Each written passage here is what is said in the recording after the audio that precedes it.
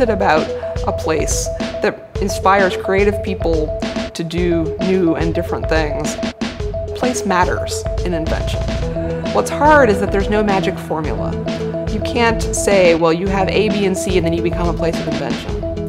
Everyone wants to try to recreate Silicon Valley, and people have tried, but it's very hard because it's really about that moment where a group of inventive people coalesce in a place, and sometimes it can be a highly resourced, famous place like Silicon Valley, and sometimes it's a place that may be lesser known. The Places of Invention exhibition features 6 communities in different times and places. The first one we're studying is Hartford, Connecticut in the late 19th century. And the focus there is really on what they call precision tool making, or mass production really, to create all sorts of products, from guns to bikes and sewing machines and more. The next story we're telling is Hollywood in the 1930s, really focusing on the invention of Technicolor and how it's used to really revolutionize the movie industry. Medical Alley, Minnesota in the 1950s. At the end of World War II, there's all sorts of new advances in medical devices and procedures and materials that comes out of the war.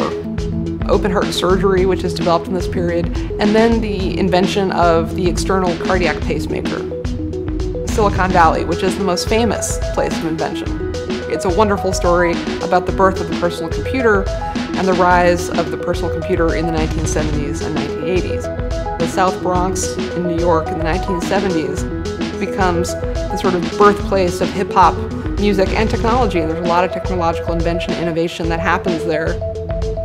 We also wanted to feature a place of invention that's happening today. So we had the great opportunity to document and study Fort Collins, Colorado in the 2010s, looking at the inventions that are happening there in terms of clean energy. And this story is unique because we can really interview people who are working there today and ask them questions about what makes a place of invention. The Places of Invention exhibition was inspired in part by the research we've already been doing at the Lemelson Center and at the National Museum of American History. We're hoping that visitors will walk away thinking about their own places, their own communities as places of invention. People are inventive by nature. We have those skills and abilities. It's about being in a place, often a city or region, where you're surrounded by a lot of like-minded, inventive people, and being sort of an inspiring community that really supports and encourages invention. What's the next place of invention going to be?